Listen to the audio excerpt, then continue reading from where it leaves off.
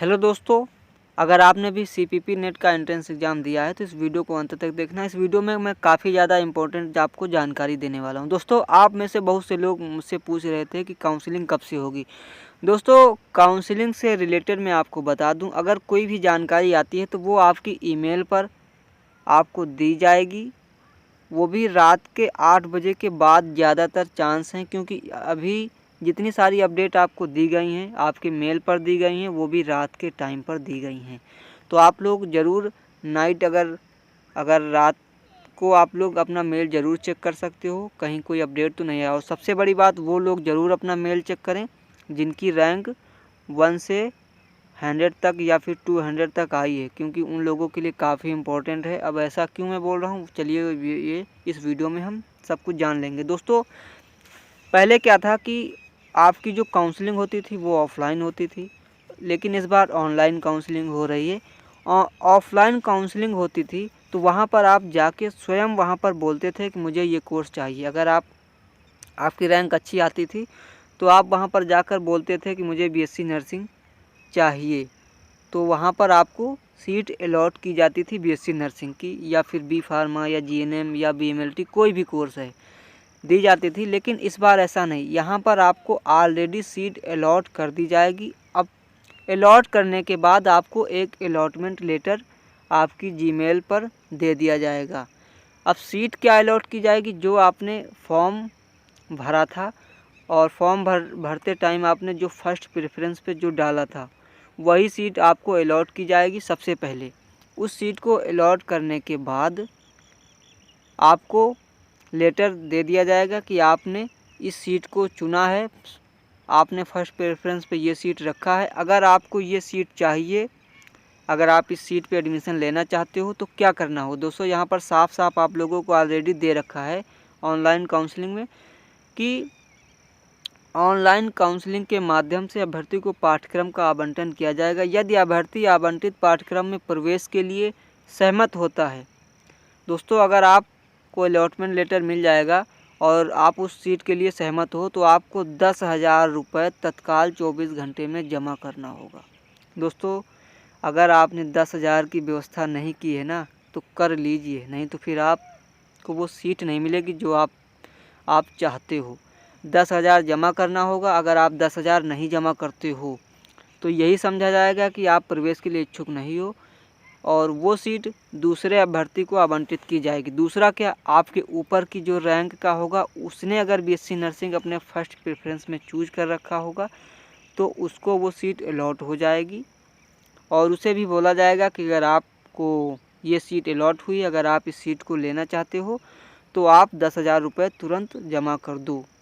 इसलिए अगर आपने 10,000 नहीं व्यवस्था की है तो कर लीजिए। 10,000 ये आपकी जो फीस है उसी में जुड़ेंगे। दोस्तों, 10,000 जमा करने के बाद जब आप एडमिशन के लिए जाओगे, काउंसलिंग तो हो जाएगी, एडमिशन के लिए जब आपको वहाँ पर एडिटोरियम में बुलाया जाएगा तो वहाँ पर जो शेष राशि होगी आपकी, जो जो जितनी भी फीस होगी, जैसे बैचलर की 35,000 के आसपास है और उसकी जो है पैरामेडिकल की जो है वो 30,000 से थोड़ा कम है, तो इसी में जुड़ेगी दोस्तों वो फीस। जितनी आप 10,000 जमा कर दोगे तो जितनी बकाया होगी वो आपको एडमिशन के टाइम पे वहाँ पर जमा करनी होगी।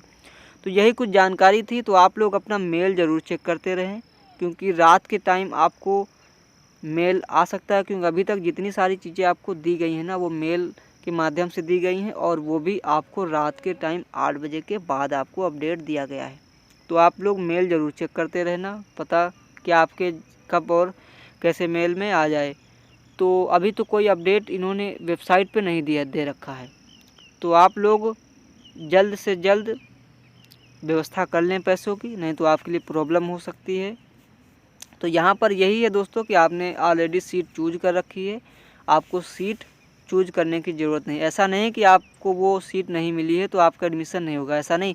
आपने फिर अगले पे जो प्रेफरेंस दे रखा होगा उस सीट के लिए आपसे बोला जाएगा कि आप इस सीट को चूज़ कीजिए।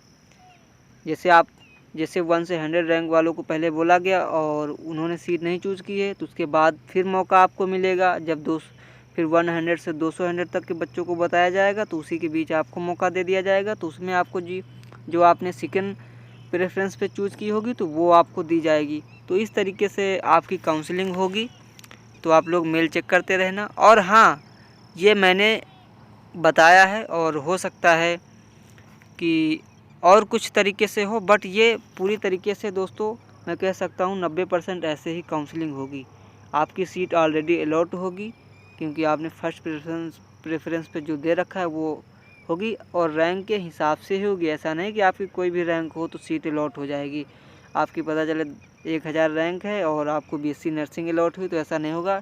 अलॉट तभी होगी जब अगला उसे चूज नहीं करेगा और वो सीट आगे बढ़ती जाएगी तभी होगी। तो इसलिए आपकी 100 तक या 200 100 तक रैंक है तो आप लोग बिल्कुल तैयार रहो पैसे लेकर। और कोई जानकारी चाहिए तो कमेंट करना, जैसे ही कोई अपडेट आता है तो मैं बताऊंगा। इसीलिए दोस्तों मैं कोई भी वीडियो नहीं बना रहा था क्योंकि अभी तक कोई अपडेट इनकी तरफ से दिया नहीं गया है, तो वीडियो बनाने का कोई मतलब नहीं है। लेकिन आप लोग बार बार पूछ रहे थे कि कैसे कैसे कब होगा सब कुछ, तो फिर मुझे लगा कि आप लोगों को बता देना चाहिए ताकि आप लोग ऑलरेडी तैयारी कर रखें। कोई सवाल है तो कमेंट करना, मैं आपको रिप्लाई ज़रूर दूंगा। और आपको बात करना है तो मैं इंस्टा ID डिस्क्रिप्शन में दे दूंगा, आप वहां पर मैसेज कर सकते हो, मैं आपसे बात कर लूँगा दोस्तों।